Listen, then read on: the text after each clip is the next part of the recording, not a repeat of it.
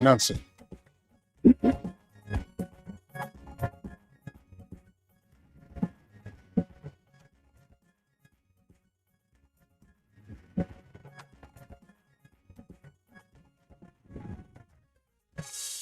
Last week, the Independent National Electoral Commission, InEC, released guidelines for the conduct of political campaigns, rallies, processions, as well as finances and election expenses of parties, candidates and aspirants. Now, the statement by the electoral umpire deals with political rallies and campaigns, and it's a 12-point guideline focusing on procedures, clash of dates, venues, and time of campaigns. Now, the political parties are expected to submit soft and hard copies through a designated portal notifying InEC on the schedule of their campaigns, indicating date, time, venue, agenda, and list of members of the organizing committee and police approval within 10 days to the commencement of their campaigns. Well, the guidelines also stipulate that the campaigns shall be based on the Constitution and manifestos of the respective parties and shall comply with the provisions of all regulatory bodies in the electoral process. And on political party financing, a political party cannot receive more than 50 million naira and shall not accept any monetary or other contribution which is more than 50 million naira, except it identifies and discloses the source of the contribution to the commission. Political parties must also inform InEC of the transfer of any funds or other assets sent to them from outside the country, and this they should do within 21 days of receipt. Now, the guidelines also say that every political party that is participating in an election shall submit through the portal designated by the Commission an audited report of its election expenses, and this should be within 6 months after an election. Now, this reporting period shall commence 360 days to and including the election day. While these issues inform our focus on the guidelines released by InEC on political campaigns and election financing. Welcome to Good Morning Nigeria. I am Jumai Yusuf. And I'm Kingsley Osadolo. I joined my colleague Jumai to also welcome you to this edition of Good Morning Nigeria. As we have indicated, we're dealing with campaign guidelines, even though campaigns have been in full swing now for well over 2 months.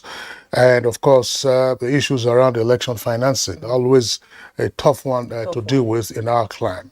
In the course of the program, we'll have our complimentary segments, and these include newspaper review and business. For now, highlights of the morning news with Ann Jibuno. Good morning, Ann. Good morning, Kingsley and Jumai. Good morning, Nigeria. Here's the news. President Muhammadu Buhari Sunday evening played host to his counterpart from Guinea-Bissau, Umaru Sissoco Embalo. President Embalo, who is the current chairman of the Economic Community of West African States, ECOWAS, is in Abuja on a 2-day official visit.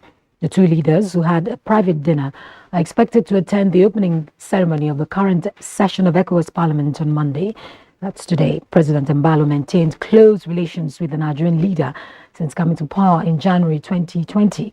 At various times, he attributed his success at the polls and in governance to the enormous support and assistance by President Buhari. And as a mark of honor and appreciation, a major road network in Bissau, the nation's capital city, was last year named after the Nigerian leader. And the government of Nigeria has condemned in its entirety the attempted coup d'etat reported in the early hours of 25th November 2022 in Sao Tome and Principe. This is just as the government says it stands in solidarity with the democratically elected government of the country. A statement by the spokesperson of the Ministry of Foreign Affairs indicates that the federal government has urged the government or the good people of Sao Tome and Principe to lend necessary support to the newly elected government of Prime Minister Patrice Trovoada in its efforts to address the challenges bedeviling the country and leverage on the gains of democracy for the good of its populace. The statement further reaffirmed that the Nigerian government will continue to support the African Union's position upheld by the various regional communities, as economic communities, that coup d'etats in Africa will not be condoned. After about 8 months of suspension of operations of the Abuja to Kaduna standard train services. The Minister of Transportation, Muazu Jaji Sambo, says movement will not commence until intending passengers are familiar with the new measures introduced in purchasing tickets. The minister made this known while on an assessment tour of the train from Idu station in Abuja to Rigasa in Kaduna. I want to be cocksure that the guarantee I'm giving Nigerians to use this train is really guaranteed. Secondly, I also want to make sure that the Nigerian public are sufficiently enlightened about the new procedure for buying tickets. You don't buy a ticket unless you have a valid phone number and you have an NIN. Now, the newly sworn-in governor of Osun State, Senator Ademola Adeleke, has pledged to demonstrate a high sense of transparency, justice and innovation in tackling the myriads of challenges confronting the state as he reverses some major decisions taken without due process by the immediate past administration of Boyega Oyetola. The inauguration had in attendance the national leaders of the PDP across the country, including the party's presidential candidate Atiku Abubakar and his running mate Ifeanyi Okowa. Mass employment and appointments were carried out without budgetary provisions for salary payments for the new employees, even when the state was struggling to pay salaries and deliver other services. Various hurried, criminally backdated contracts were awarded, and again, without budgetary provisions. It is therefore my desire to ask for your patience and understanding to give my administration a few weeks to review and sort out all actions and malicious confusions. Now, the new Nigeria People's Party street-to-street campaign appears to be yielding results, with more residents of the FCT pledging their support for the party. The FCT Working Committee and senatorial candidate of the party, Mubarak Tijani, who led the campaign, expressed optimism that the party's presidential blueprint will address all the key challenges the nation is currently facing. A new Nigeria where all our youth would be empowered. As a youth that I am, I stand before you here, my fellow youths. Stand up, get your PVCs, and let's get this mandate. We will win our election. No doubt we will win our election. In the meantime, InEC's office in the local government area of Ebonyi State has been set ablaze by yet-to-be-identified armed persons. Although no casualties resulted from the attack, the main building and all movable and immovable items inside it were destroyed. These include 340 ballot boxes, 130 voting cubicles, 14 electric power generators, large water storage tanks, office furniture, and yet to be identified number of permanent voter cards. A statement by InEC's National Commissioner for Information, Festus Okoye, indicates that the attention of the Nigeria Police Force and other security agencies has been drawn to the incident and investigations have commenced. Meanwhile, the Inspector General of Police, Usman Alkali Baba, has ordered commissioners of police in charge of state police commands to activate the Interagency Consultative Committee on Election Security with a view to engaging stakeholders in evolving strategies to mitigate threats during the 2023 general elections within their jurisdictions. The IGP in a statement notes that the political violence, hate speech, political intolerance, misinformation and political extremism are potential threats to democracy.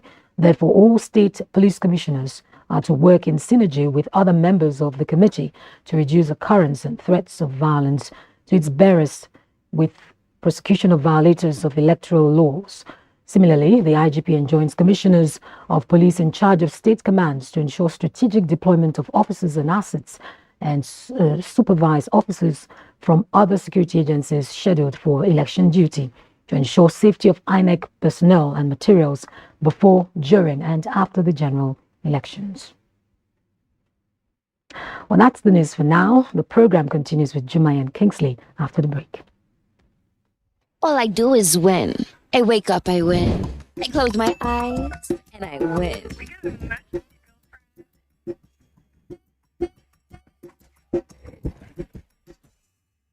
Keep up on me, come on, let's keep it until the world stops. Independent women, come on, now let's get it. I'ma keep it until the world stops.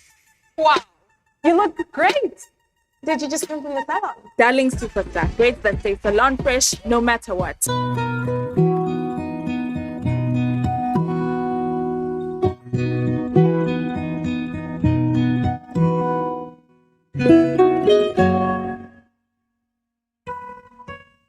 This blessing be yours, forever to keep a calm and peaceful sleep. Removes mosquitoes so you can sleep a calm and peaceful sleep. Good night, Electric.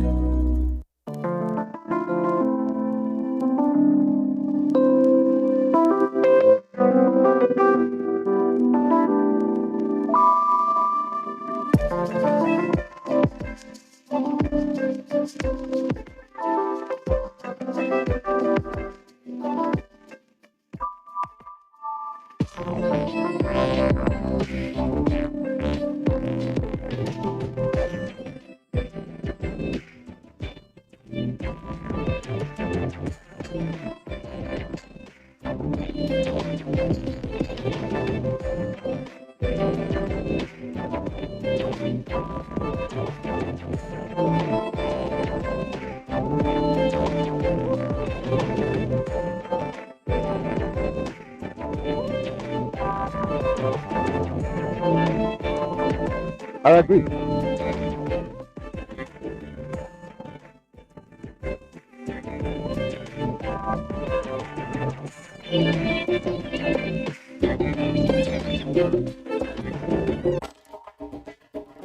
To every politician, as the campaigns gain momentum and passions begin to rise, remember, the errors of your opponents do not make you a success. Do not run down your opponent and inflame passions to violence between and among your supporters. What counts is what you plan to do for the electorate and how you intend to relieve the sufferings and bring succor. Nigeria is in dire need of patriotic leaders at all levels, leaders who will make national development their priority. Concentrate on telling the electorate what you intend to do when you get into office. Focus on making your vision clear to the electorate. Don't engage in verbal abuses, fake news or speeches. Keep dealing with issues that will bring progress. You win the hearts and minds of the people by being above board, by being civil, patriotic, and showing empathy. Let's join hands to make the 2023 elections peaceful. A message from the National Orientation Agency.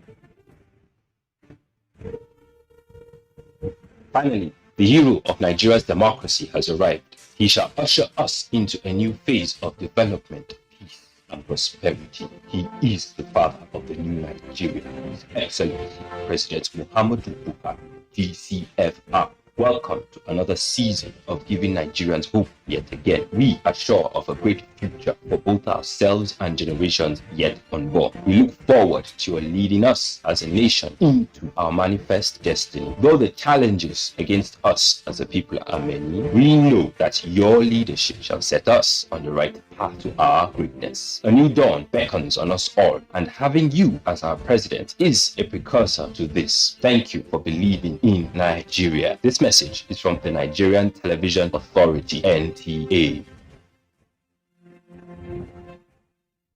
What we face mostly now are flashes of cowardly attacks from the rump of groups that have been routed in one location or the other, moving to another to give the false impression that they are still strong.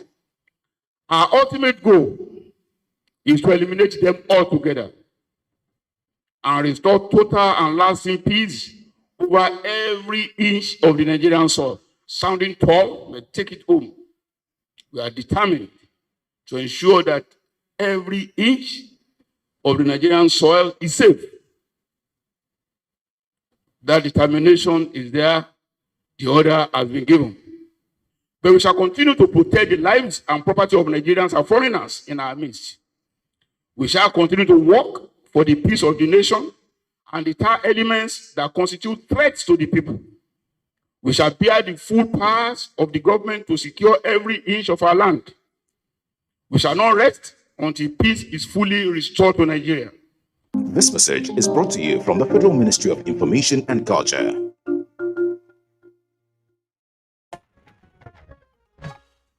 You're welcome back. Key players have enjoined Nigeria to sustain its trade expansion drive through promotion of non-oil export to allow it to sustain its economic recovery plans. Let's join Kunle Adeye for details. The non-oil export sector has been contributing significantly to the GDP growth based on the figures being released by the National Bureau of Statistics. The country's Export for Survival campaign, according to active players in the non-oil export sector, will continue to stimulate the economy.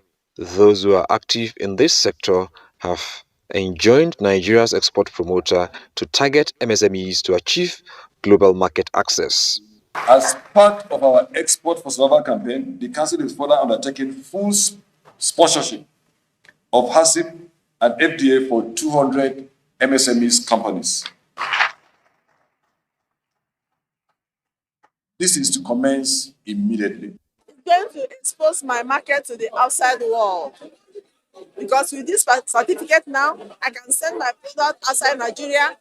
Those that have not been buying from me, they are willing to buy because this certificate has exposed me. But above all, it means job creation for people. It means that in order for us to export our products, we need to engage more hands. We need to bring in more people to be able to move our products from where we are right now. To them, Nigeria will continue to exert its dominance as Africa's largest economy. With Business News, I'm Kunle Adeye. That was the news package. Coming up next for us now is a newspaper review.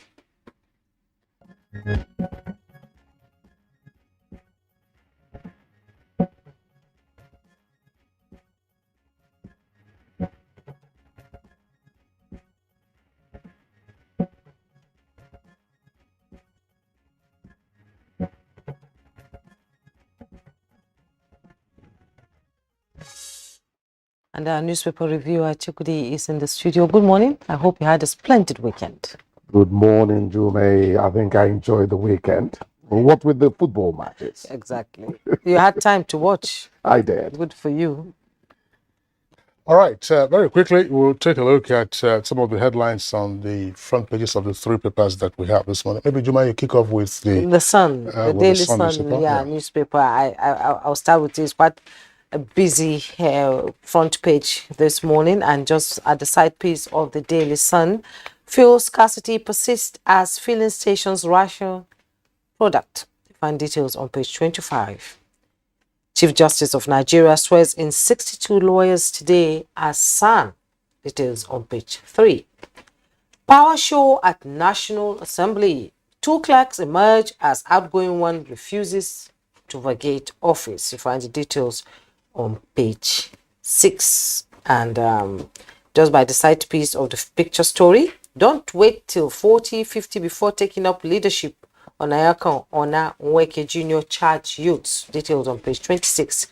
Governor Adeleke assumes office, pledges to correct injustice in Osun. Council's 11th hour appointment by outgone governor names SSG, COS, CPS. Details on page 27. Oil drilling, mistakes of Niger Delta won't repeat in North, says Gombe governor. Details on page 6. Again, women to occupy National Assembly to force lawmakers to represent rejected gender bills. Details on page 28. How I sustained economy without borrowing in 4 years. That's coming from Oyotola. Details on page 27. The outgone Osun State Governor. Abuja Kaduna train services to resume in 7 days. Details on page 6.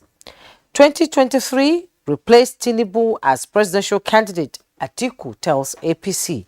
Details on page 28.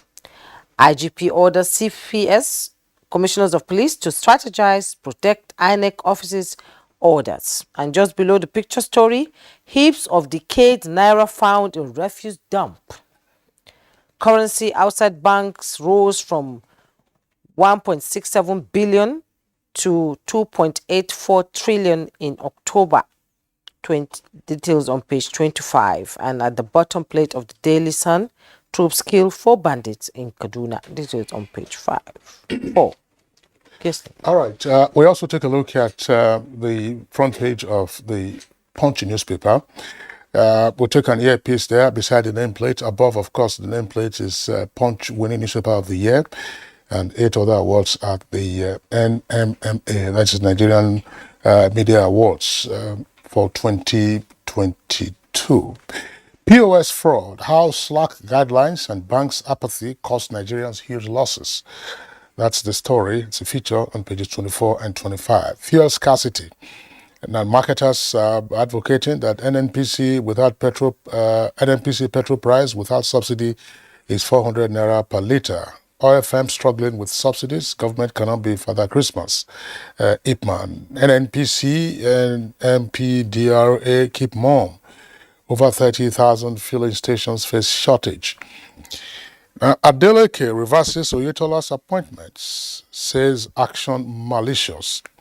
And you can see the photographs there from Osogbo, where the swearing in of the new governor took place yesterday. Election results. Nationwide e-transmission possible, say telcos. Saudi bound trafficker conceals cocaine in sandals. Yuletide, NCDC warns of possible COVID-19 infection rise. That's on page 40. And very quickly, from the leadership newspaper, a couple of headlines. 2023 polls. Concern as INEC tracks hundreds of PVCs to individuals.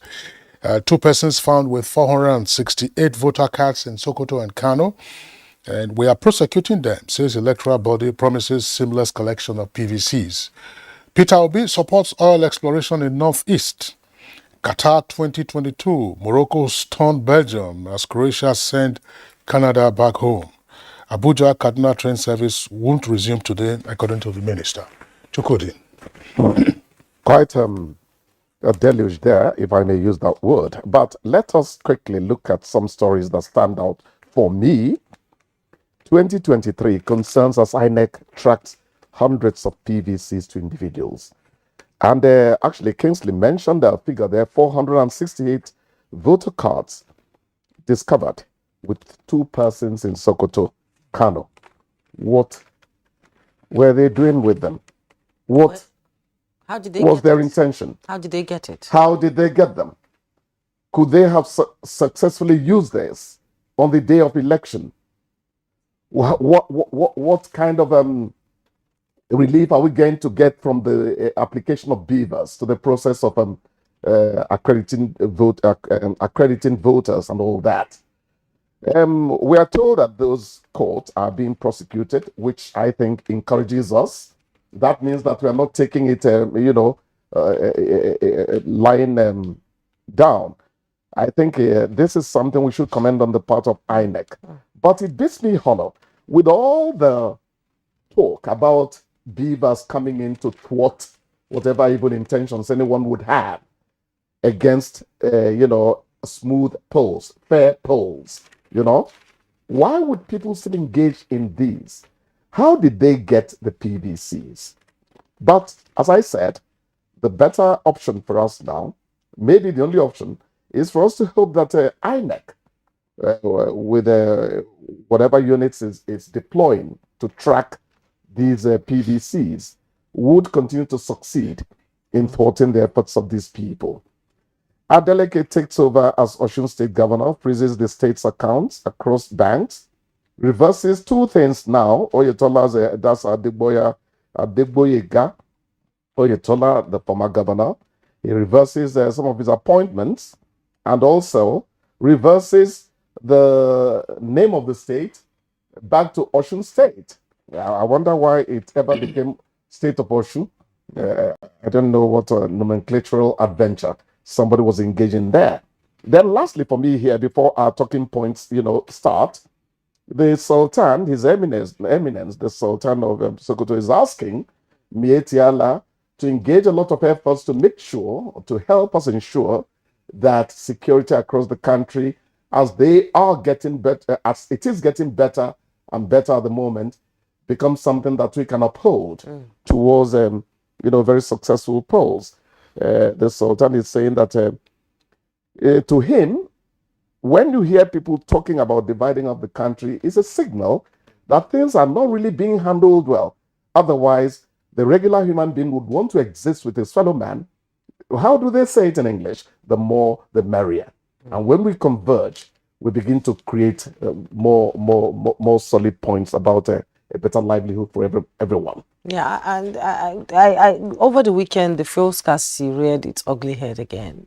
There was fuel all over the place, and suddenly the petrol stations are shutting down, and stakeholders are saying more drastic measures should be taken to ensure that Nigerians don't suffer between this period. The Yuletide is here already. It's going to be quite difficult. I think what peeved Kingsley and I, yes, and me, that's objective form, is that the ugly head of that snake started being reared more than, far before the weekend. Yes. The question Kingsley and I asked that day is, what really is the reason for the fuel scarcity? Lokoja is no longer in deluge. It is no longer submerged. 2 years ago, people said the flood in Lokoja was so much that crocodiles were coming out on the streets.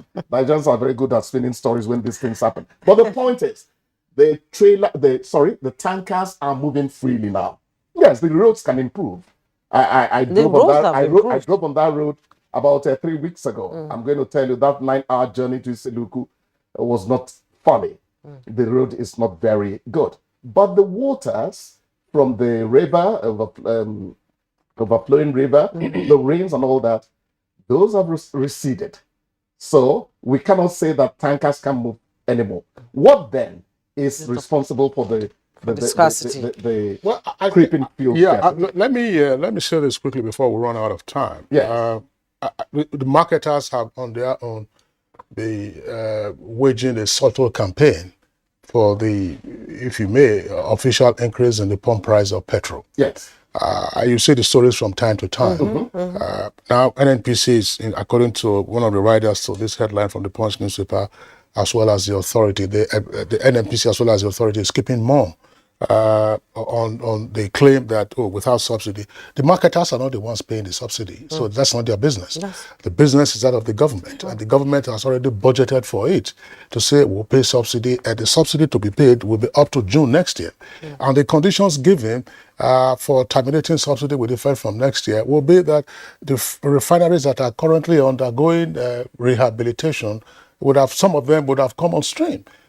2 in Port Harcourt, 1 in Warri, and the other one in Kaduna. What we haven't heard recently is the state of activities at the various refineries undergoing rehabilitation. What is the percentage of work completed? Well, we are told that we're going to have some good news by the end of this year. That's just about a month or so away. Now, if it is next quarter, if it's first quarter of next year, what information do we have? I think those are more critical issues rather than this scaremongering of we pay 500 there's war in Ukraine, XYZ, all kinds of things. NNPC have your own depots and so on and so forth. So I think that these are stories that they just they should sort themselves out. But I want to quickly go to the issue around the swearing in of Adeleke, who is the 6th executive governor of Osun State.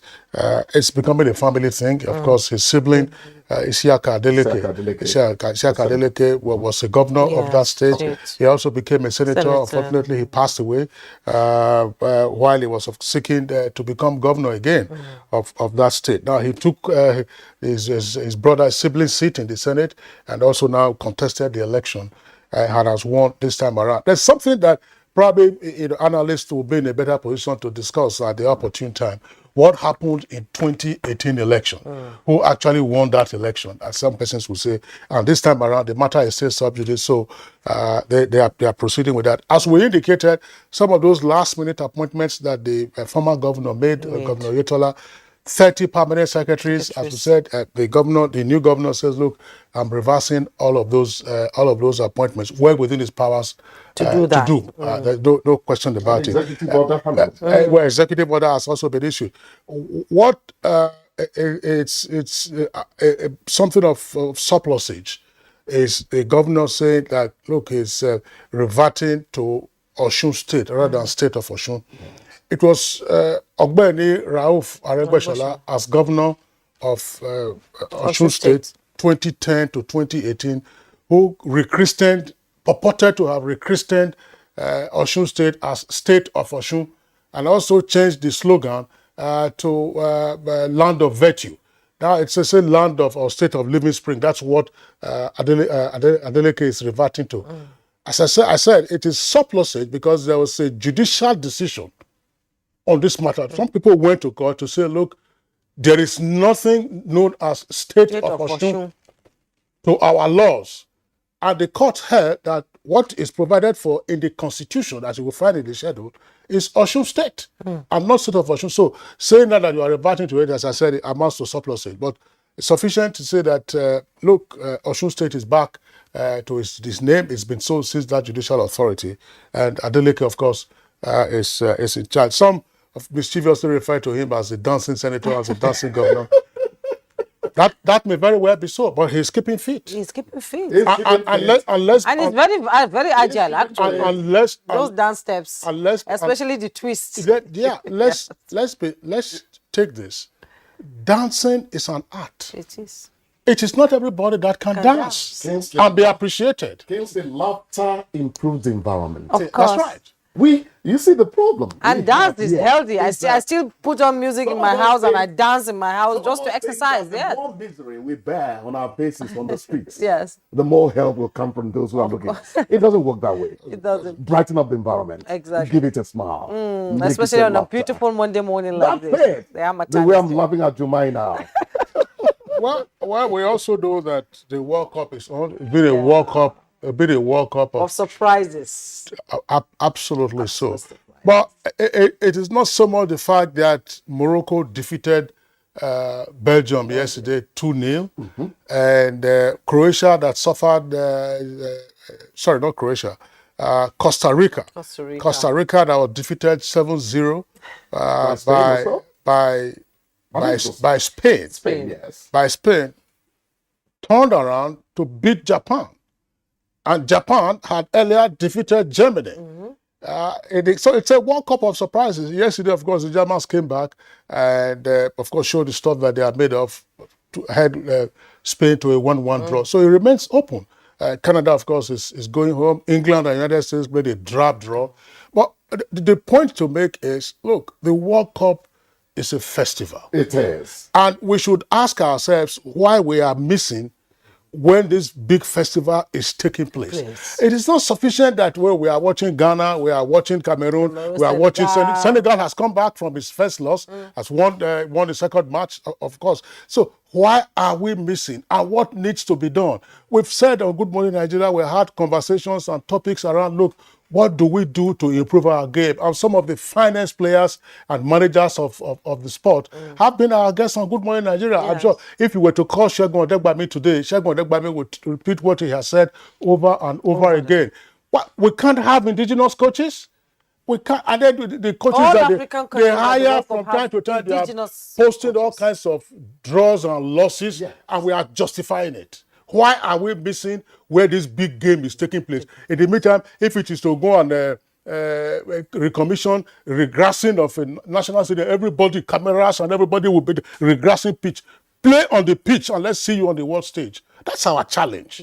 I like that. Kingsley, I think we need to go back to the Westerhoff strategy of starting from the grassroots and bringing up We have players. always started from awesome grassroots. players, yes. We retune and refine, we start over. Still, the story does not quite change.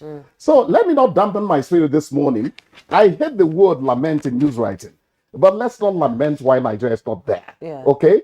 Let me But perhaps it is still painful. it is painful. No, It is if you would, painful. okay, what synonym? It is very no, painful. Chukudi, what synonym would you rather use if it's not lamentation? Lamenting. Oh, well, yes. We should be there. We should be there. You're told to avoid words that are going to make the listener sad. But let me quickly say that La Pulga Atomica, Messi, has returned. That man, he excites me a lot. Remember, was it Mexico 86? When I remember a BBC commentator. He laid a lot of chances for his teammates. They wouldn't convert any, so he went solo. Now it's England 1, Maradona 2. That is how Messi excites me. Kingsley, I don't know why you're talking Nigeria. Do you have any love for Messi at all? Because that will make a pair of us. No, well, I'm a more. I will be silent on that. The Mexico 86 tournament you're referring to. Yes. Let's not forget that there was also the hand of God. Yes. The hand of God. And that cannot be erased from soccer history. And it was a foul committed by Maradona, who scored with a hand. Who called it the hand of God? Claimed that it was a hand of God. Yes, I watched Messi. Yes, I watched Messi. You know, he scored the first goal before, of course, the second goal came. Incredible goal. It was a brilliant goal. 2-0 against. Sea of black. 2-0 against Mexico. Look, there are brilliant players. Part of what I'm saying, I hope we are going to have a conversation around this. When you look at the big clubs around the world, you can count almost 10 or 11 or 12 of their players for different national teams. That's true. Different national teams. I mean, you start off, let's say the biggest club in the world, the richest and the most achieving club in the world, Real Madrid. Yes. From their goalkeeper to defenders to midfielders to attackers. They are out there in their different national teams. Yeah. Karim Benzema got injured and the coach says, look, I'm not going to replace him. He had a thigh injury. Everybody knows he's the latest Ballon d'Or winner. Luka Modric, of course, is captain of Croatia. The defender, Militao is there for Brazil as a defender. Rudiger was there yesterday for Germany. And then Carvajal was also there for Spain. So these are the kind of boys, that these are the things that we should be asking. When it's not, we should lament. How many World Cups have we been to since 1994? No, we're not there in 2006. No, we're not. It's quite damp. No, we have never gone past the second round. So this should be an item. I know we will always say that, we will learn our lessons. Let's come back. Let's come back and then re-strategize. To get your national coach, you hire national coaches, indigenous coaches. You will not pay them on time. You will not, and then you'll be giving instructions to them on what to do. Then you go and hire foreigners. You go and hire foreigners. That's what I don't like. There's always a story. Okay, look at the friendly between us and Portugal. Did you see the lackluster, lackadaisical attitude of our players there? I didn't like it at all. Yes, it was a friendly, but we needed to make a point that we should have been at that World Cup. Friendly is the build-up to. Well, let's not spoil our mood this morning. No, we will spoil the Monday. We will spoil the Monday. I don't want to spoil my Monday. I don't want to spoil my Monday. No, because the headlines will so detail. There is a story. We don't have it on the front pages of the papers today. I know there's a story you read also from the Daily Sun about decayed Naira notes being found at where people. There are cash graves that have been exhumed now. Yes. All kinds of. When preachers ask you to pray that cankerworm should not set upon what you have worked for, what you have earned, this is part of it. They didn't work for this money. No, that is why cankerworm is going after them. That's why the money is decaying. And they didn't allow anybody to enjoy it. How can you keep so much money? There are heaps of decayed Naira notes. That means everywhere. They were never checked? You will see there were some videos I went through, some of them were inside the cement bags. If you work hard for your money, you will not go and keep your money inside cement bags. Some will bury it in the sitting room. So when the man is talking to you in the sitting room or the woman is talking to you in the sitting room, you will just cross it. If the camera can show me now. You will just cross the leg and it will visit us. You will just be saying that. No problem. And then in his mind, he will be saying, I'm sitting on money. No, in the mind, he will be saying, if they know what I'm worth. What you are worth is what has decayed now. Yes. You didn't slave for it. You didn't labor for it. A sad moment for our country. And on that note, we'll round up the paper review this morning. Thank you so much, Chukudi. I pray it gets better. I We need it. pray it gets better. Thank you, lady and But if you know what I'm worth now, don't say that. Don't come and kidnap me. no. We'll take a break right now. When we return, our conversation will continue. You clean your teeth every morning, but that fresh breath feeling just doesn't last. The answer? Easy. You keep your teeth strong and healthy and give your mouth long-lasting fresh breath with new Oral-B 2-in-1 toothpaste. It helps strengthen your teeth and gives you long-lasting fresh breath. So fresh, feel fresh, and feel fresh. Stay strong, stay fresh. New Oral-B toothpaste for strong teeth and long-lasting fresh breath. The Debt Management Office has been impacting infrastructure across Nigeria through the sovereign sukuk. Here is another opportunity to invest in your country as the federal government through the Debt Management Office offers for subscription 100 billion naira 10-year Ijara sukuk due December 2032 at the rate of 15.64% per annum. Already, sections of 71 roads and 4 bridges covering a total of 2,820.06 kilometers across Nigeria have been constructed or rehabilitated using proceeds from previous sukuk offerings in 2017, 2018, 2020, and 2021. To be a part of this opportunity, check newspapers for details. Contact your bank or stockbroker. You can also visit the DMO website at www.dmo.gov.ng to download and complete the application form. This offer closes November 29, 2022. Hurry and don't be left behind. Your investment is a catalyst for growth and development.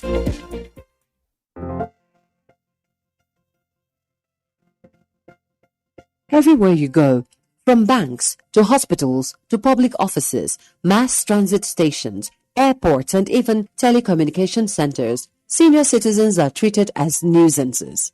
They are not. They are senior members of our society, and they deserve the utmost respect. We shouldn't be having our aged fathers and mothers standing in long queues to withdraw their monies at banks. Our retired senior citizens shouldn't be caught standing in buses for lack of seats or chasing after one just to get to their destination. Senior citizens shouldn't have to sit long hours in hospital corridors with no geriatric specialist to attend to them. Our senior citizens deserve better treatment from all of us. They deserve to be listened to. They are deserving of seat reservations on public buses and priority attendance in public spaces. As young people, we are quick to say, no one owes you. This is not true. We owe the elderly members of our society a helping hand, our services, and respect. Age-friendly societies have more senior citizens enjoying good health, living safely, and engaging in meaningful community work than those who do not. Dignifying age-friendly services for senior citizens.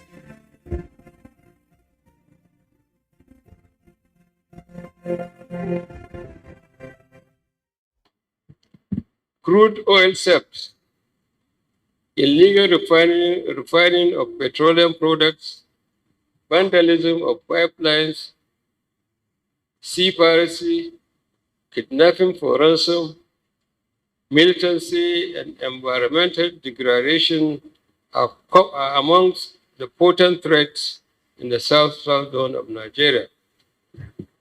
Accordingly, Operation Delta Safe is being conducted in the south-south and parts of the southeast geographical zone to protect the nation's oil and gas industries, which is the mainstay of Nigeria's economy. This message is brought to you from the Federal Ministry of Information and Culture. Our pastors, our imams, in every church, in every mosque, please realize that in the course of praying for peaceful and transparent elections, we all have duties beyond prayers. If we want a stable society before, during, and after the election, what should you be saying to those that worship with you? All Sundays and all Fridays, you are saddled with the responsibility of bringing up good generations. It is therefore your duty to both man and God to ensure peace all the time, no matter about elections alone.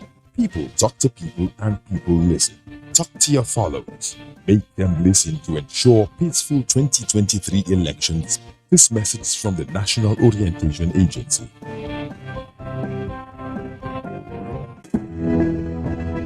Dialogue, empathy, love, and unity.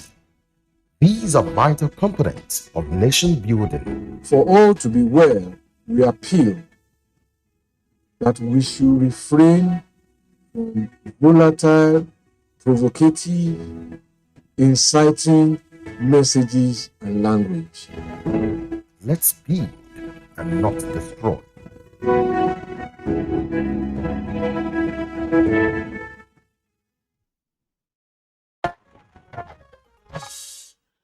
You're watching Good Morning Nigeria. We are live on the network service of the Nigerian Television Authority. Now, before we begin our conversation, which is on the guidelines released by InEC with respect to political campaigns and election campaign financing, we would like to take this background down, compiled by our correspondent, Oyeyemi Ajayi.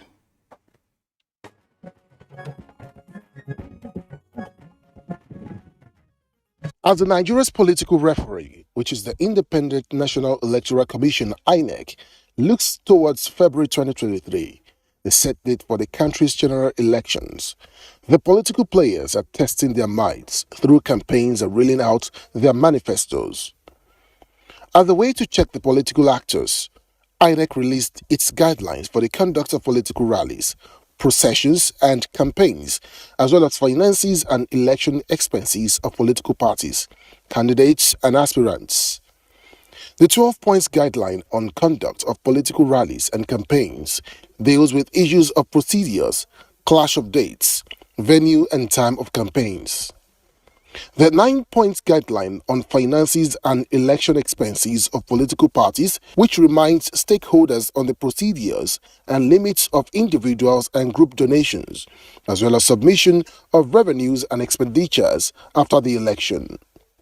Aside these, the political parties are to submit required reports to the Commission in accordance with the provisions of Section 90, subsection 4 of the Electoral Act 2022 and the applicable sanctions for failure to comply. How much change will this bring towards having a new vista in the electoral process? Will the political parties comply with these guidelines, and how much willpower is INEC ready to wield to enforce compliance? These are some questions our guests, already seated, will be answering shortly.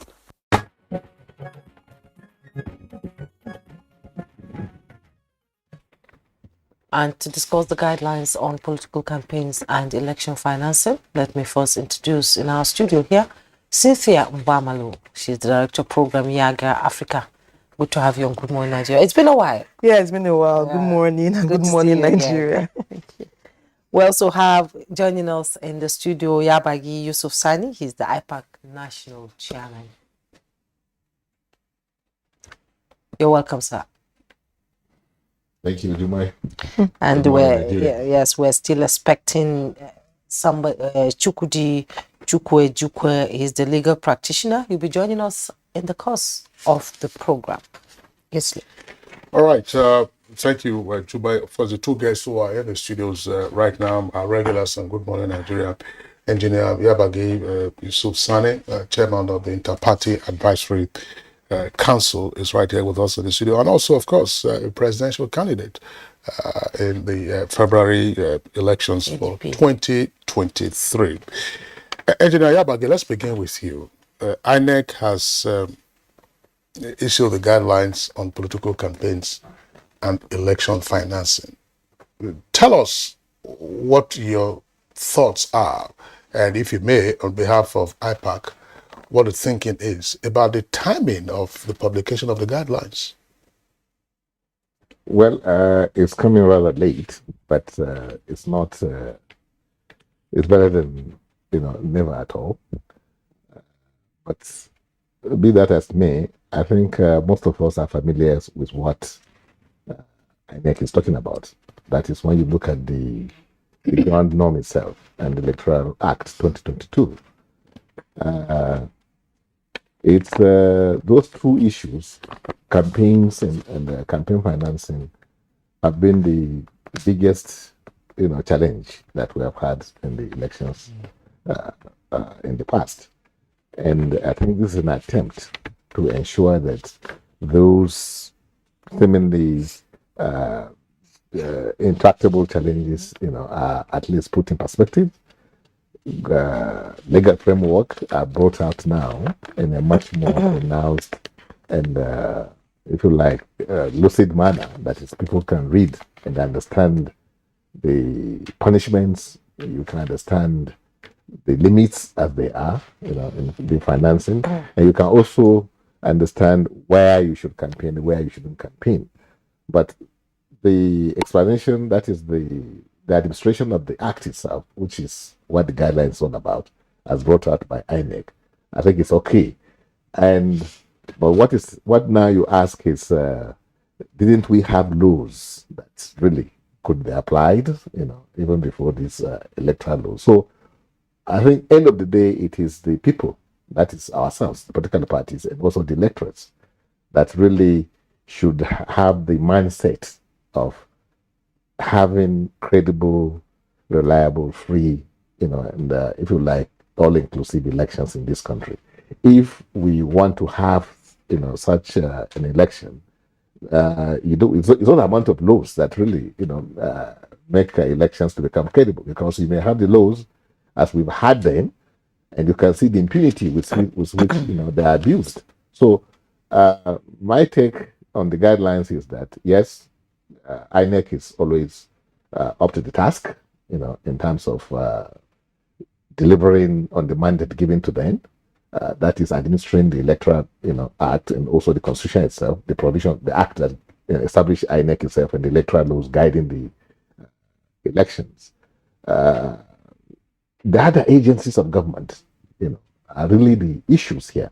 You talk about the police, INEC cannot prosecute, they can arrest, anybody. It is the police, that can make these laws to become what they should be, meaning that it should be something that should guide, and people should be compelled, to follow them.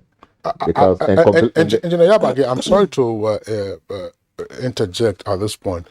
We will come to enforcement of the guidelines as subsidiary legislation subsequently. I would like to hear from Cynthia Mbamalo with respect to the timing. I asked that question deliberately because the former flag off of campaigns was on the 28th of September. And today, of course, is the 28th, which is, we're having this conversation today. INEC issued the guidelines last week.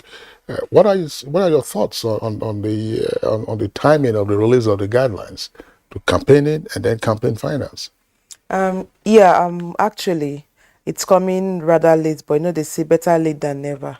And why I say that, because if you look at the Electoral Act, the definition on election expenses, it begins to count once notice of elections has been issued. So expenses commence once notice of election was issued 28th of February, if we remember, telling us the elections will be held next year, February. And then there was the party primaries, meaning that this guideline, there's a guideline on campaigns, there's a guideline on finances, ought to come earlier, just so that parties, yes, we have an electoral act, but it provides detailed framework on how parties would conduct themselves as they begin spending in the party primary process and post the primaries and commencement of campaigns.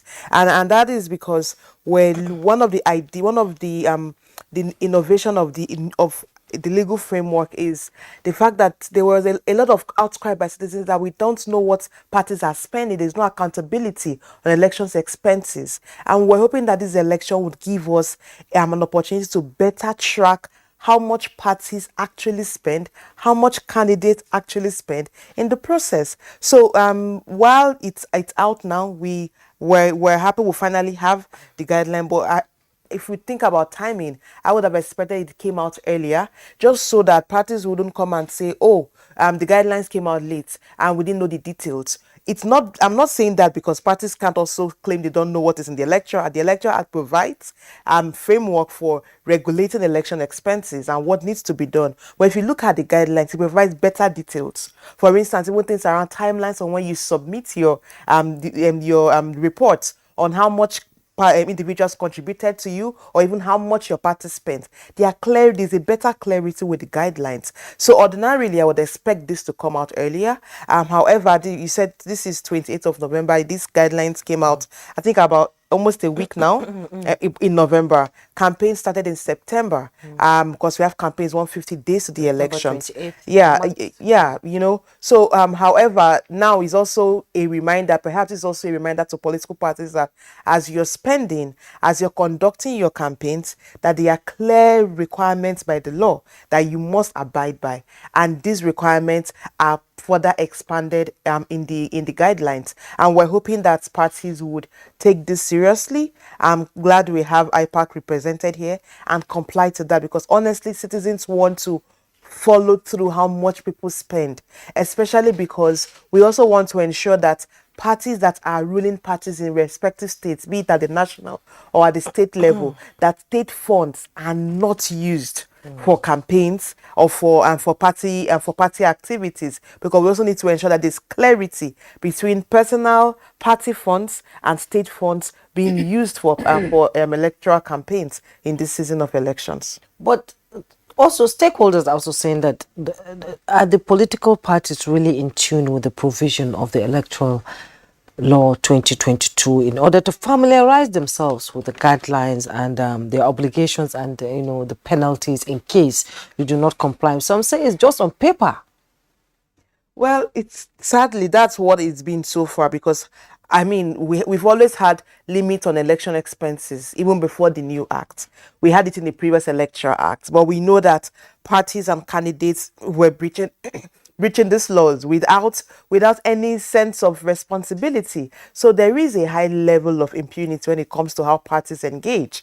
However, with the new law, the expenses were increased. For the president, you can't spend beyond 5 billion naira, for instance, and it goes lower till about 30 million for state assemblies, those contested for state assemblies. So there is a limitation on how much can be spent, limitation on how much individuals can contribute. Individuals cannot contribute beyond 50 million naira to a candidate. Now, the law is clear. What we're hoping that parties would understand now is there's a reason we have a law, that the law provides a limitation on how much you should spend and how much you should receive from individuals, even from foreigners, because there's also limits on how foreign resources contributions come into the country. And that's a dangerous dimension to this. Yes. So these are important requirements by the law, and political parties ought to comply with this particular law, because you cannot be a party contesting a democratic system and yet you do not want to be guided by the rule of law. So we also need parties to show that they understand the importance of the law, that they understand that they are an institution within a democracy, and that they understand that their compliance is critical to our democratic development.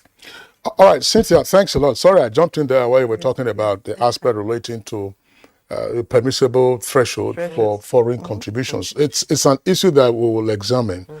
But let's look at the broad strokes. One relating to political campaigns, and then the other, of course, election financing, campaign financing. On political campaigns, I'm wondering, IPAC Chair, the guidelines stipulate some notices to be served on InEC and the security agencies, more particularly the police, for purposes of rallies. And the notice is that it should be 10 days. You have 18 political parties. And as we said, the campaigns have started. They've been on for the past 2 months. How realistic is this 10-day notice, considering that right now we have barely 90 days to the elections, and everyone is pressed for time, and so on and so forth? Is 10 days, is it too long a notice to give to the security agencies as well as InEC? Well, I think it's really not the duration or the number of days that you are supposed to give that is the issue. Really, I think what INEC is trying to do is to a situation where you have two parties or more parties, going out for campaign on the same day, and there, that portends danger because you are going to have some conflict. People will start, abusing each other and what have you. So I think, and so long it does not say that if you do not comply, the elections will be cancelled or something will happen. I have not seen the punishment. I mean the sanctions. Yes, which affects your elections. But it's only an attempt to ensure that you have a decent and then rancor-free elections.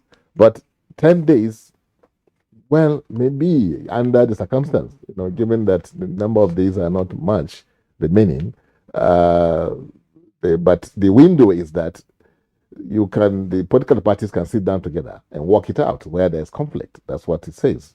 So, and 10 days just a cap, not that you are going to be sanctioned in a manner that will affect the substance of the elections itself. So I think it's good, to have a rather peaceful, environment where elections will take place. So I think it's to me it's okay. But what bothers me really is the areas spelled out that you cannot campaign.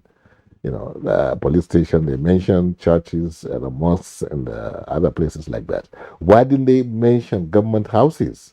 I still remember one of the parties launched their Women Wing campaign in the presidential villa, and I still see Mr. President using taxpayers' money to go to campaign. So how do we factor in those ones in the expenses that parties are not supposed to spend? So these are areas I think the law should have covered, or INEC should have taken, look at it in a more broader perspective, so that we have what you call a level playing, field, for everybody. If the field is not level, no? It's not level because you see, in fact, governors even go to the extent, of saying you cannot paste posters or billboards in government, so-called government, which is public, places. So, but here we are, people using our facilities, taxpayers' money, Well, still on financing and the electoral law itself, it said that most of the political parties, or all, did not give their audited reports 2019. And now there's a guideline that said you must. Yeah, is that possible? If they didn't give their audited report in 2019, we're in 2020, going to 2023 now, how do you think they will comply? No, I think INEC did something which I think will make it necessary for parties to comply, because they appointed external auditors. Because then there was no electoral law to back them? Perhaps, I don't know, but I know that an auditor came to our office and he worked with us until the whole thing was completed and sent to INEC. So I think, and I'm sure it happens with all other parties. So in a situation where the party does not comply, then the law has spelled out what INEC can do in that respect. But just a few weeks ago, I think INEC did that. Well, we have in our studio, he has just joined us. I introduced him earlier. Chukwudi Chukwujeku is the legal practitioner. He's a legal practitioner. You're welcome to Good Morning Nigeria. You've been listening to the conversation. Good morning to you all, and welcome viewers. So what's your take on the guidelines by INEC that was released last week? And how can it impact the electioneering processes? No, I think that was purely in compliance with the provisions of the law, particularly the Electoral Act of 2022 as amended, which made ample provisions that such things must be published within a particular period of time, particularly within 150 days to the election, commencing from the date of the announcement of the election, and then in preparations for the conduct of the elections within the country. It is also part of the Constitution of the Federal Republic of Nigeria that INEC would make such regulations and guidelines with a view to ensuring peaceful conduct of election within the country. So I think the publication, the release of the guidelines was in tandem with the Constitution of the Federal Republic of Nigeria and the Electoral Act. And also, it will also guide the political parties in ensuring that all their activities are within the ambit of the law. So I think it's a good development to that effect. And if political parties and the candidates would adhere strictly to it, it will make a good impact to the society. I must say that these guidelines and the regulations, not only that it is backed up by law, it also provides sanctions which, upon its contraventions, renders a party liable to be punished upon conviction. The problem in Nigeria is that most times we do not move to the extent of enforceabilities of the guidelines and trying to ensure that any party who willfully contravenes the provisions of the guidelines and the Electoral Act be punished by law. So that is the major area which calls the attentions of the entire Nigerians to ask questions. Why are these guidelines not strictly complied with? And why are the people who appear to have willfully breached the content not punished according to the law? All right, thank you very much, Chukwudi. But Cynthia, let's return to the issues around political campaigns, more particularly the practical issues. We're talking about the length of notice required to be given to the security agencies as well as to INEC itself. Engineer Yabagi has already expressed his views on that. But we also know that the guidelines cover venue and time. And again, Engineer Yabagi has also drawn attention to the fact that, yes, there are places specifically excluded from campaigns, but that others are not excluded. And therefore, he finds it worrisome. What's your reaction? Yeah, I do agree with engineer to on different points he made. Because I think I'd highlighted that earlier around the law provides this framework, and the guidelines rather provides this framework on how campaigns will be held, and provides limitations on where, venues, and issues around time. One, I would look at it from different. One, the part on time, the part around venue, but also the parts around state influence. And I'll make reference to some observations we've gotten. Young Africans watching the vote. We're currently observing campaigns in different states, and we're beginning to see issues, of findings that contradicts these guidelines that we have, and even the Electoral Act. The first around the time frame. I do understand the importance of giving INEC the notice on when these campaigns will be held, and just so that one, INEC has that oversight responsibility by law to monitor political party activities, which includes campaigns. So INEC ought to actually also deploy its officials to the venues where it's held, and it needs that information to be able to deploy efficiently. Security is also important because you need to ensure it is done peacefully and no one's life is put at risk in the process of campaigns. But beyond that is also the fact that you need to ensure that every political party, I think the whole intention is that parties have an equal opportunity to conduct their campaigns, which is why if there is a conflict, they have to come and resolve that conflict. But why I wanted to start on this point is we are beginning to see incidents or reports from respective states where respective governors are now creating additional rules that are not in compliance with the Electoral Act and even with the guidelines. So we had reports on restrictions from states like Ebonyi, even Rivers, Kano, Lagos, where opposing candidates or political parties are struggling to even conduct their campaigns. And that is also a call on the Electoral Commission that as the oversight institution, the umpire, you have a role to begin to call out on states where there are undue restrictions to party campaigns by other political parties who have an equal right to contest. That is why once an issue is given to INEC, INEC ought to say these are the requirements. No state governor is supposed to be making rules around campaigns now because they are not INEC. That's one rule. The other parts around the use of public institutions. The guideline provides that public offices cannot be used, right? It doesn't mean that public spaces cannot be used. It's clear on public offices, right? They also talked around religious institutions. Now, I think it's important we also separate political campaigns and voter education campaigns, because why the idea around religious institutions is because this is a secular country, and there is that tendency that when we start having religious institutions adopt or promote candidates within those institutions, it also limits the freedom of faith, belief, and religion, right? Because within a particular religious belief or within a faith, you could have people with opposing ideas or different candidates or parties that they support. But if you start having churches or mosques or places of worship impose on their followers a candidate or party, you're limiting their freedom, the freedom of members to choose, which is why there is a need to regulate how campaigns are done within those spaces. But it doesn't mean that general conversations around electoral education cannot be held there.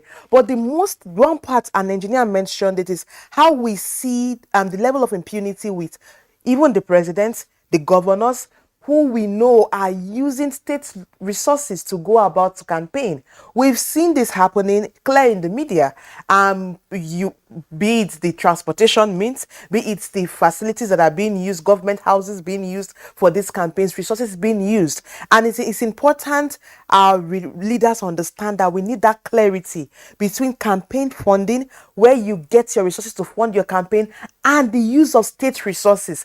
We are beginning to even see social interventions coming up around this period, that if a government was serious, social interventions would be ongoing from the beginning of your tenure in office. But now we're beginning to see such social, gift items given in the name of is government intervention to ameliorate poverty within the community. But we already know this is state funds used to project a particular party or candidate. What this does is it creates an unequal playing field for other parties who do not have access to state resources. And that is not fair competition. The idea of election is that every side can compete equally and engage equally to canvass for votes. And then the other thing we're beginning to see, the guideline provides that use of media houses and use of promoting your campaign materials is a right for different parties done within a particular requirement, right?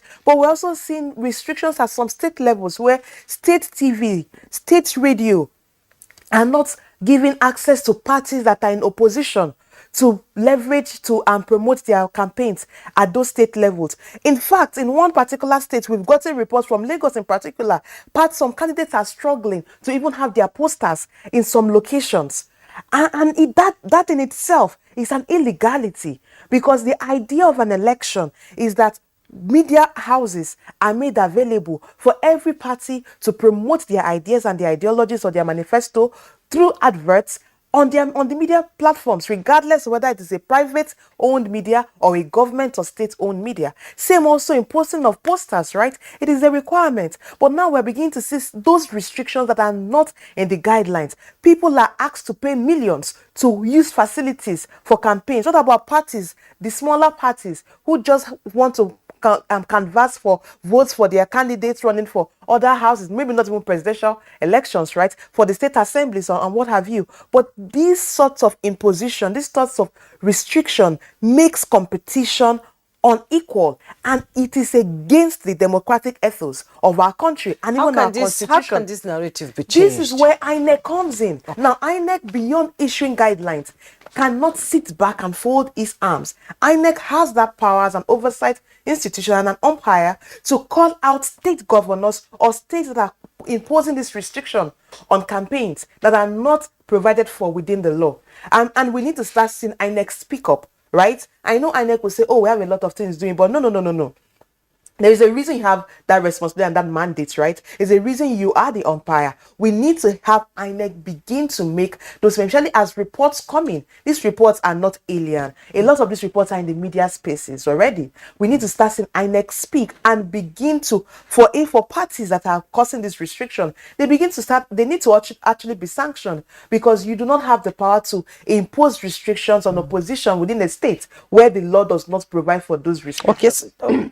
Excuse me, sorry. I was just wondering, Juma, we had a discussion on Good Morning Nigeria when there were rampant reports of the willful destruction of the campaign materials, posters, and billboards of some candidates and political parties. There was an incident in one of the states where a thug was reported to have been attempting to tear down the billboard of a particular candidate and political party, and he got electrocuted. So we had a conversation around that. But I want to bring in Engineer Yabagi again as chairman of IPAC. Are these matters that IPAC has considered and made representation? I do know that on the day we had this conversation, we also had the Advertising Regulatory Council of Nigeria as part of it. And some have tended to make a distinction between political campaigns, core political campaigns versus signage responsibility of the respective states. That is to say, signage is a business, not of INEC, for instance. Signage like your billboards and so on and so forth. We also had the FCT part of the conversation here. But let's begin to break it down so that we can have this level playing field. As the field is now, even neither Messi nor Ronaldo can score. Well, that's why I want to align myself with what Cynthia has said, that it's not enough for INEC to just issue out, these guidelines. It's also enforcement is very important. And the enforcement that matters to politicians is when you said your election may be questioned, if you do 1, 2, 3. But if it's a matter of money, they can always, give the money. And in most cases, what you find is even those who have too much money, because they have access to the treasury, they don't care how much money you want to levy them. So I think we must also understand the fact that we are playing a multi-party democracy in this country. That's what the Constitution has provided for. So we cannot afford a situation where people will stifle the space to the extent that we become effectively a one-party state, because that's what we're graduating to. If care is not taken, all these things that governors are doing, presidents are doing, and things like that, if they are not checked, end of the day, you find yourselves in a one-party state. They have hijacked the local government, structure. Even the elections they are effectively organized crime, because nobody wins. It's only one party that always wins. So, and then you now come to the state level. You now manipulate, the resources available to you, and they even come out in a manner that will tell you that you don't belong. We don't want to see you here, as if this is not your country, as if you didn't get the go ahead from the government regulatory agency that says, okay, you are now qualified to campaign, and you want to campaign, and somebody who came to that office also by virtue of the same freedom that you are now, that you are being denied, and nobody says anything. So I think all of us, including the electors, should begin to really hold the power to account, that we can't tolerate this, because it's not in the interest of the country. Government is there for how many years? The nation should be there. We are all trying to build this nation, not to build governments per se. So I think it is the duty of INEC and duty of other security agencies to rise to the occasion and see that we nip this in the bud. IPAC, you say, what are we doing? We've when these guidelines were coming out, we we had to get INEC to give us the copy, so that we can make inputs. They never came back to us where they have what to put there or not. So, but in any case, tomorrow, for instance, IPAC, we are having 20 political party summit, which is annual, and it's going to discuss some of these things. We have, it's going to take place under the chairmanship of the former head of state, General Abubakar, and governors are coming. Keynote address will be given by Ayos Payo. I'm the former Senate President, Secretary to the Government. So that is happening at Barcelona Hotel tomorrow. It's going to start. It's a 2-day event that we are having. Yaga is also part of it. They are also coming in. We have sessions that are going to discuss some of these things we are talking about, so we can put things in perspective and ensure that we do not lose these hard-earned democracy. It often turns out, Engineer Yaba, again, you're familiar with this, and I'm sure Yaga is also familiar with this. When some of these crucial summits or meetings are called or are being held, some of the bigger political parties are usually absent. Well, we'll see how it's going to happen, because, like I said, when people like Jarab Salami is coming, governors are coming, what you said, I'm not saying it may not happen, but they are supposed to be part and parcel of this. In fact, it's been organized by INEC NIPS. going to be part of the conversation? Yes, exactly. By NIPS, that is the Kuru, in collaboration with the European Union. They are the one funding most of these things. So the international committee is also keen in. The strategic policy making body in the country, which is NIPS, is also keen in. You have former head statesmen, who are also keen in. So who else do you want to be there for you to know that this is very important? Indeed. So, experts are also saying that INEC cannot do it alone. Yes. Tracing finances, tracing donations from international donors and all that. So what kind of synergy do they have with agencies that have the mandate to do that? Well, that's what I don't know, but I know that unfortunately for us, what you have is that this power of incumbency must be interrogated. If we want democracy to take root and succeed, in climes like Nigeria, developing countries, because the agencies you are talking about, these agencies are appointed by the same government. You want to talk about NIA, the intelligence, EFCC, or you want to talk about DSS, or you want to talk about EFCC, or you want to talk about even the INEC itself. It's appointed by the government. So there is a huge, gap between democracy, in the manner that it should be, and what we are practicing here. So we need to revisit our laws. We need to really go into the foundation. The fundamentals must be addressed effectively. You don't find some of these things happening in the so-called developed countries. They don't allow, even judges are not appointed. Some of them have to go for election before they are allowed to preside over certain in developed countries. Yes, developed countries. So Nigeria is we are number one on the continent of Africa. We're supposed to be developed. In fact, we have all the developing elements that you want to talk about. What we don't have is just the human political will and the mindset. Yes, and the mindset. Okay, let's bring in Chukudi. Yeah, let's have your take on Yes, Chukudi, I was just wondering, against the backdrop of some of the occurrences that we have seen, and to which both Cynthia and Engineer Yusuf Sane have spoken about, how can we then utilize the instrumentality of the Constitution, the Electoral Act, and the guidelines just issued to ensure an equal competition? See, the law has made ample provisions for all this. And then that is why, from the basis of the appointment to the basis of enforceabilities of these things, are all having their separate enabling laws. Let me say this. There is no provision of the law that makes clear descriptions of offense without the manners of enforcing that particular offense. That is why agencies are created to assist the government or any other establishment or institution towards the enforcement of that particular ideology. Let's take, for instance, from what the contributor has said, sometimes those things are in black and white, but how to ensure that people are on the known of the content of the black and white is what we are lacking.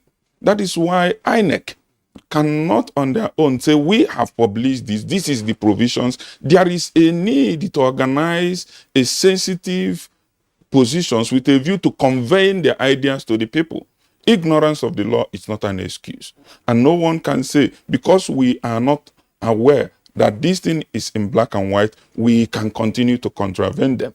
So what the community, what the society will do is that the creations of the institutions will enable them to sensitize people on the implications of not adhering strictly to the provisions of the law. The EFCC will be there, the Economic and Financial Crime Commission, that is EFCC, and police, the DSS, and all these things. But it takes one to make adequate report to that effect. When you see something, you say something. It is not about... I'm sorry, Chukwudi. You see, I understand the point you are raising, and I'm sure our viewers get that.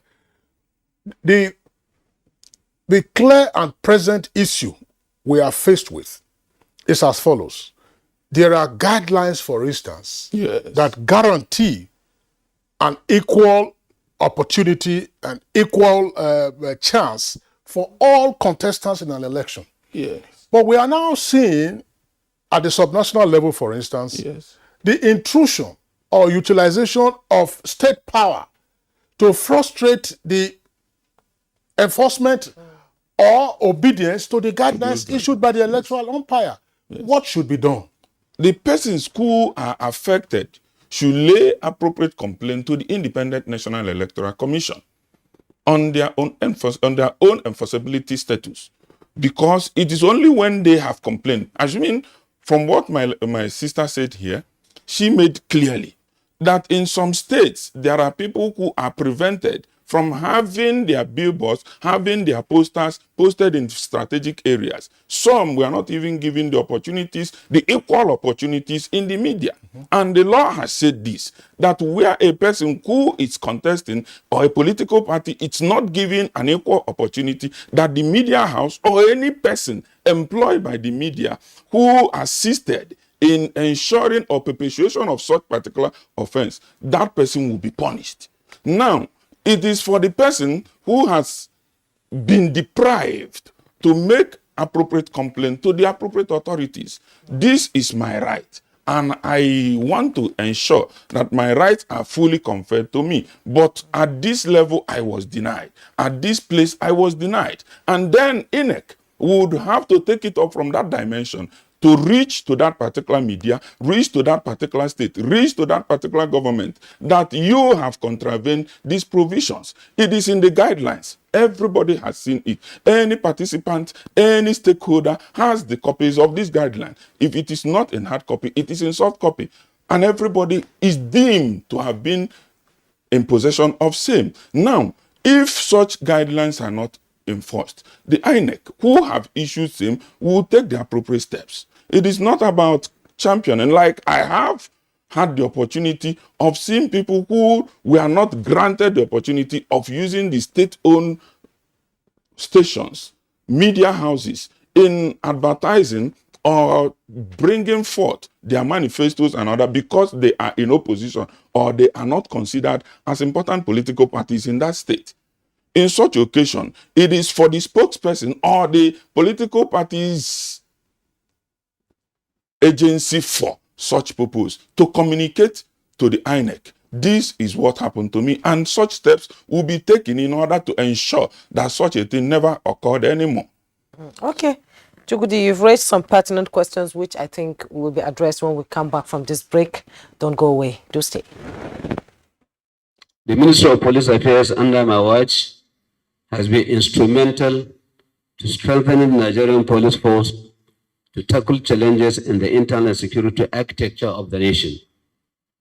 To effectively achieve its mandate to protect lives and property within Nigeria, the Nigerian police have deployed operational intelligence and the ICT-based apparatus to tackle and stem the tide of crime and criminality. Some of these efforts include the maximization of the Force Intelligence Bureau, Intelligence Response Team, and Special Tactical Squads through digitalization of emergency contacts via the NPF Rescue Me application for emergency response at the tap of a button. This message is brought to you from the Federal Ministry of Information and Culture. Nigerians, elections are here again. Let us shun violence. Let us play the game according to the rules. Do not be a thug. Say no to violence. Let's rise and defeat violence, crime, and sabotage against the peace of our nation. Nigeria is the only country we have. We must do everything to keep it united. We must avoid any act that promotes hate and disintegration. Say no to separatist movement, terrorism, fake news, hate speech, religious bigotry, and any act that tends to divide us as a nation. Watch out for strange gatherings and suspicious movements. Restrict access to sensitive documents and data, the disclosure of which may damage national security. Educate your staff and family, particularly on measures to safeguard information and report security breaches. Apply relevant legal security guidelines to protect yourself and your neighbors. Due to misinformation and wrong choices, some idle persons resort to vices in their greed to get rich quick. They resort to kidnapping, killings for rituals, and other heinous crimes. Avoid wrong use of the social media. Before you broadcast that false message, think twice. Ask whether it will promote peace or violence. For safety at home, still be security conscious. Educate your household on safety tips. Report all suspicious movements and persons to the security agencies nearest to you. Be a good citizen. Be patriotic. To pass security information, please call 0813-222-2105, 0915-339-1309, 0908-837-3514, or send a mail to dsspr@dss.gov.ng. This message is from the Department of State Services, DSS.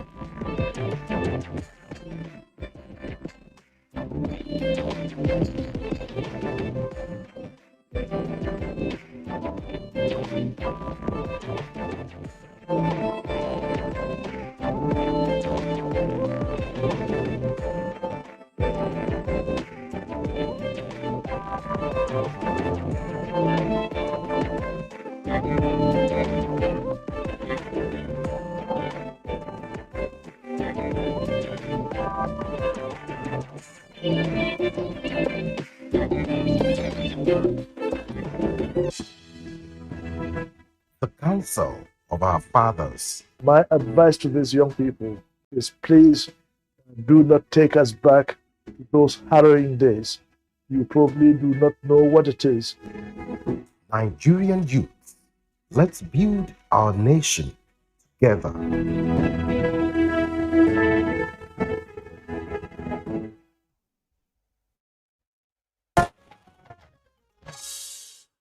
You're still watching Good Morning Nigeria on the network service of the Nigerian Television Authority. Our three guests are still with us here in the studios, and we're having a conversation around the issues on the guidelines for political campaigns and campaign financing. Now, ladies and gentlemen, let's drill into the issue around campaign financing. There are many matters about submission of audited accounts 6 months after an election. But one aspect, I remember, Cynthia, when we were talking about this, I said, look, that's an interesting, if not dangerous dimension, that the guidelines appear to permit a certain threshold of foreign donations, provided a report is made. In some jurisdictions, that is a no-no, because then you open up the election to undue influence. People could use all kinds of mechanisms, crowdfunding, and so on and so forth. And it could be anybody. It could be terrorists. It could be drug barons who seek to influence the outcome of an election in a particular jurisdiction. Why should we, in the first instance, even permit foreign donations for our elections? And foreign donations to parties and to candidates for our elections? Well, generally, it's there's a restriction on foreign donations, actually. However, there are some exceptions to that. So, because the whole idea for us is the idea of sovereignty is one of the guiding philosophy behind limitations on foreign donations to campaigns and candidates. If you go to the US, you also have that level of restriction, right? And our system is almost tailored after that of the US. However, there are certain limitations, or rather exceptions, to the general rules. So, for instance, Nigerians, we have Nigerians in diaspora. You have Nigerians who come back to vote. They are registered voters. Some people came back to register, came back to collect their PVCs, they go back. So there are instances where you have Nigerians who live in diaspora and may be seen as earning in foreign currencies, but it doesn't mean that they can't also express themselves through support of the candidates, which is why there's that exception. There are some of those exceptions on which is why disclosure is key for that. However, there was something engineer talked about around the effectiveness of institutions. And I remember in October, we had a meeting in the US and we met with the chair of the FEC, the Federal Elections Commission, which regulates campaign finance for the US. And one question was asked, how do you ensure there is no foreign interference? And he says that is not his responsibility, that there are institutions whose role are to track inflow and outflow, how cash comes in. And once they flag any, they pick it up. That the regulation on campaign finance is not a one institution responsibility. It's a responsibility for respective institutions that regulate different aspects of financial inflow and outflow, or even issues around economic and financial regulation. So it's a multi-stakeholder approach. And that is where we have a challenge here. The fact that in Nigeria, we have institutions that are sleeping on their responsibilities. And we think elections, when it comes to campaign finance, is just an InEC responsibility. The Economic and Financial Crimes Commission, for instance, has an important role to play. You have access, you can reach out to any bank to know how is funding coming, where do we have funds that are economic, that are financial, inflow from financial crimes. We have an institution with this responsibility, with a yearly budget. We have the is it NI? What is it? What is it called? NFIU. We have respective institutions with these powers, right? What we are seeing is that institutions are complicit and they do not even understand that it's not an InEC issue alone. That when it comes to foreign funds coming in, there is a reason why we need to have those issues, so that once we have questionable funds coming in, be it from terrorist organizations or even from drug lords or any other, they have from trafficking and profits from trafficking, whatever it is, that those institutions are flagging it and holding people to account to that. We also have institutions that ensures that when it comes to within the country, how monies move and exchange hands, that they are holding people to account. But we just have institutions with big names, big portfolios, big budget, sleeping on their duties, doing nothing. And there are arguments that says this money, most of this money doesn't go through the bank. Well, I know we always have this question around, we have a lot of cash transactions, but whether we like it or not, there's still a large percentage that goes through the institutions that exist. We have a lot of transfers ongoing at the moment. So even bringing foreign money from outside the country, you must go through, it's not, because when you're coming to the country, at least if you travel, you declare how much funds you have. There's a reason why you're scanned, because if you're moving with high source of or high amounts of money in foreign currencies, all those scannings are supposed to detect that, which is why we expect that a lot of foreign inflows, a lot of monies that come out from our outside our borders, come in through mostly electronic transfers or through other means, which can be tracked. There's a reason why we have EFCC with cases that can track individuals who they've been on their watch list for years, and sometimes there is something that triggers or puts it on their path, and they can on their radar, and they can track it. What we have heard, because I recall a couple of weeks ago while we were discussing the redesign of the Naira and the fact that cash graves were emerging in different parts of the country and rotting Naira notes were being exhumed.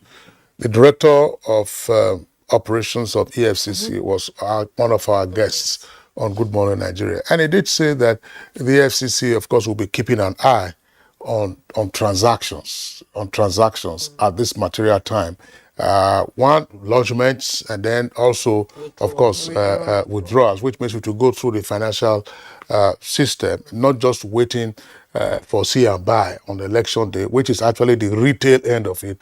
I know your concern has to do with the wholesale end of monetization of our electioneering. You have another point. I wanted to also add something. Sometimes when I hear some excuses from EFCC, it just baffles me, right? We've had instances where you see individuals moving with bullion vans, monies in Ghana must go to campaign venues.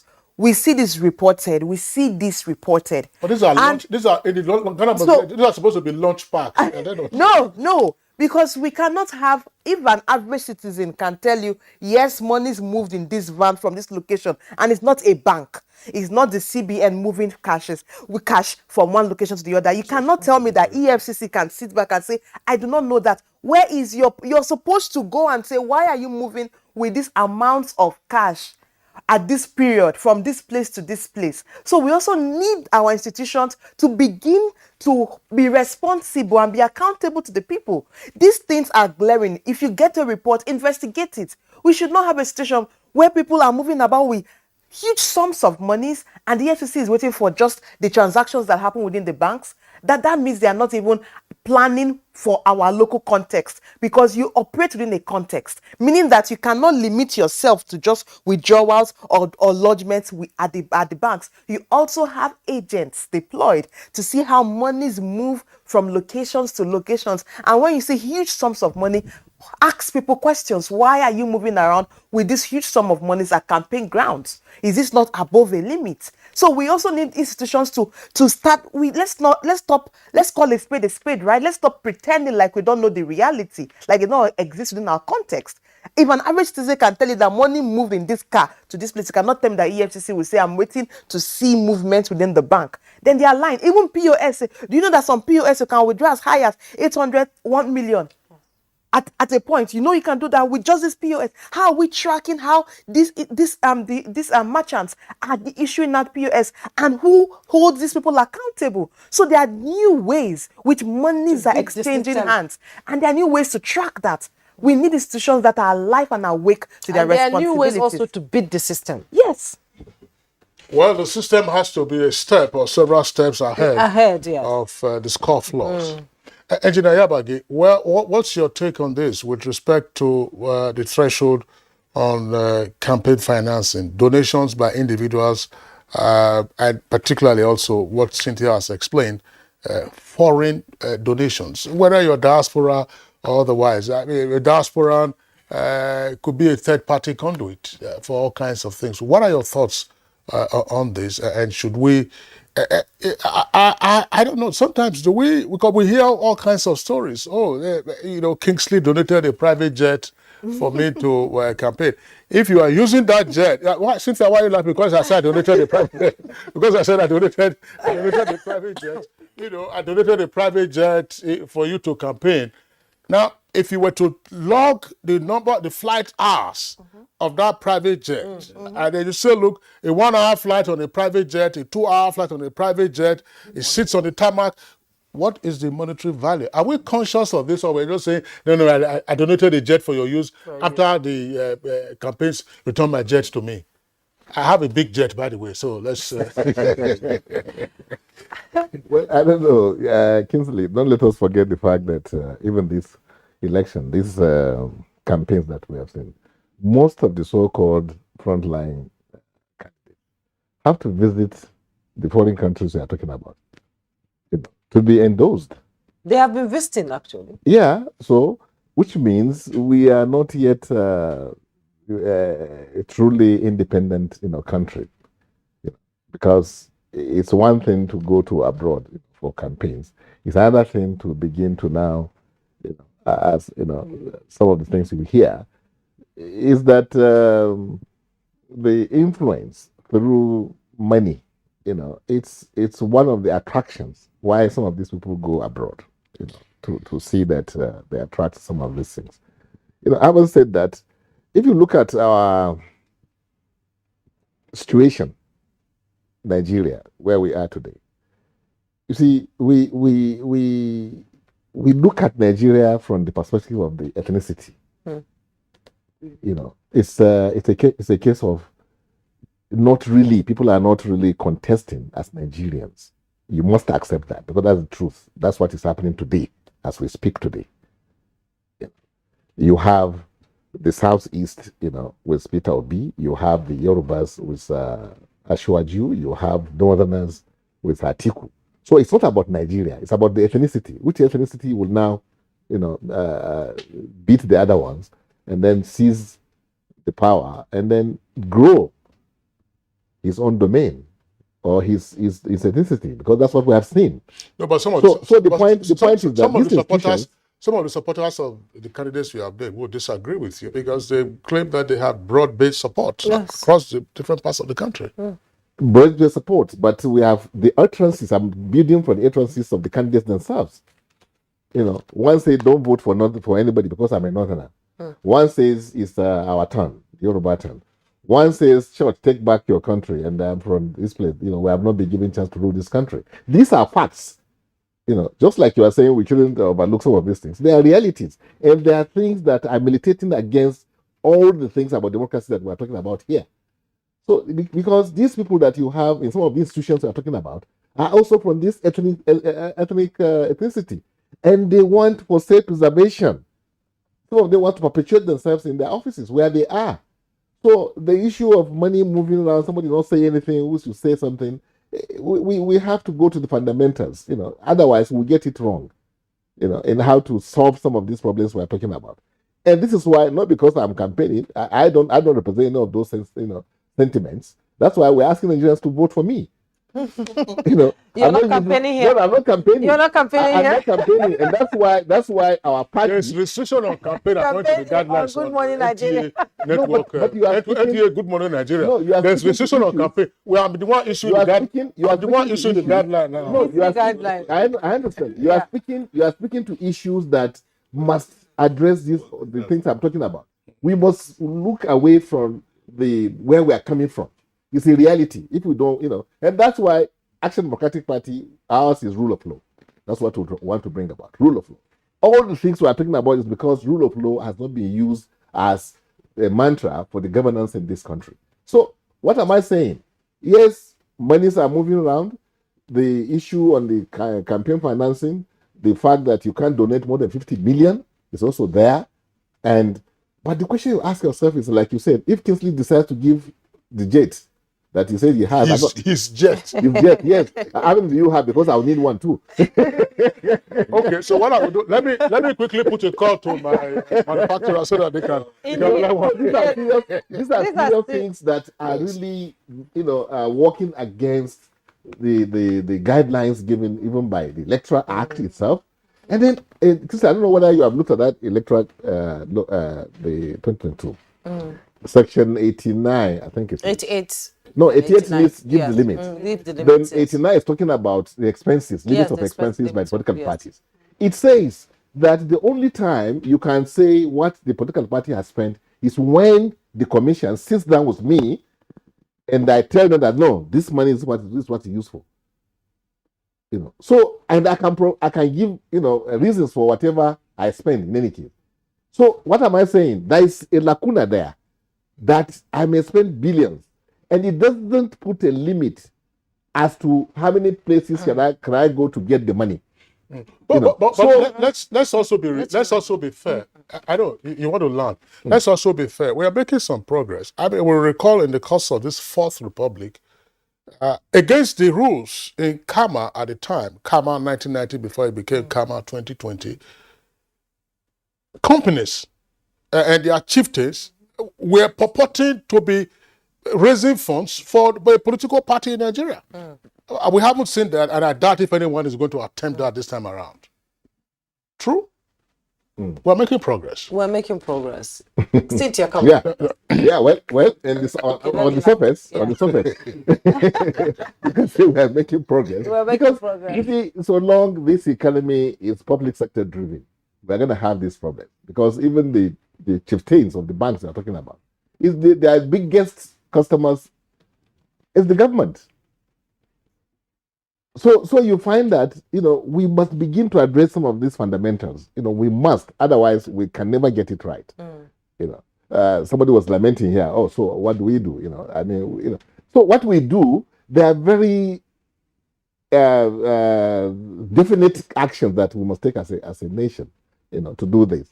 And that's why I like your program, because the electorates gets to, be educated on what to do. And the education is that we can't be doing the same thing the same way and expect different results. If we keep voting for those we are voting for, we can't get different results. Other countries that have made it, they took a decision, at a point in the life of their nation, and then they now take it in the right direction. The direction we are today, we all see it. We are seeing it. It's happening. It's not that. So what I'm saying is that INEC, yes, must. I know INEC for sure wants to deliver a very successful election because they have. They are working. I mean, Mahmoud cannot afford to fail. It's his last outing. So he can't afford to fail, and he has Jega that he wants to probably emulate or even surpass what Jega did. So when it comes to INEC, I don't have any fears. But it's not only INEC. You have the lead agencies, security agencies that are in this exercise we're talking about. Does it make it any easier for the institutions of state to perform their assigned roles in the absence of, say, an incumbent being a candidate in the elections? Chukwudi. It doesn't really. I don't think it will for anything in that dimension to happen. Why do I say so? It is sometimes these laws are already written. I always come by virtue of the provisions of the law. Section 225 of 1999 Constitution makes ample provisions on the restrictions placed against foreign interventions on this particular, on elections, particularly on the issue of funding. Yes, my sister had said that there are limited exceptions, but that particular law did not create the exception. And any law which is creating an exception other than the provisions of the Constitution, to that extent, is null and void. It doesn't support the law because Section 225, subsection 3, clearly says that it cannot happen. And where such a thing happens, it must be forfeited. That is the law. And that was is that a possibility in Nigeria to forfeit? The possibility is also re-emphasized on Section 85 of the Electoral Act. The point where you are is where the state actors are themselves beneficiaries to such foreign interventions. What will the state do? That is where these institutions created by the law to assist in the preventions of such crime will come in. There is no way you can say that you do not know. That is why also, let me say before I forget, that such things must be reported. Such interventions or annual report, the election expenses or expenditures must be submitted to the INEC 6 months, within 6 months after the election. That is to ensure that these things are checkmated. And take it, it is not limitless to you for you to contribute to any election. There is an amount for which an individual can contribute and an amount for which an institution can contribute. None of them will exceed 50 million naira. And when you are doing election expenses, the law also provides that with respect to presidential, you cannot spend more than 5 billion. With respect to governorship, you cannot spend more than 1 billion. And when these expenses are calculated, maybe money or money what? Just like Kinsley said, that we don't even take in considerations those attitudes, those favors that are likely to culminate into monetary expenses if by any calculations they can be severed. Okay, Chukwudi Chukwejuku is a legal practitioner. Thank you so much for your thoughts and insight into the conversation. Thank you so much for coming. Thank you very much. Abaji Yusuf Sani is the IPAC National Chairman and also the presidential candidate of the ADP. Thank you so much for your insight. It's always a pleasure to have a conversation with you. Yeah, there's something yes. that the legal man said, which just 1 minute. Yes. He says there's no limit to how much 30 seconds. 5 billion is for the candidate, 5 billion presidential. But it does not put any limit as to what the party can spend. Yes. There's no limit for the party. So the party, once somebody becomes a candidate, you are the property of the party. Yes. So the party can spend trillions. Yes, the party can spend trillions. For the party, it's limitless. It's limitless. That's the point I want to make. Okay, thank you so much for saying that.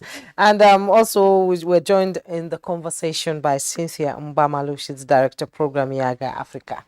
Thank you so much for coming. Thank you.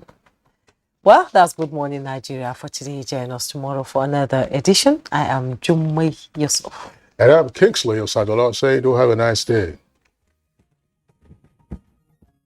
Thank you.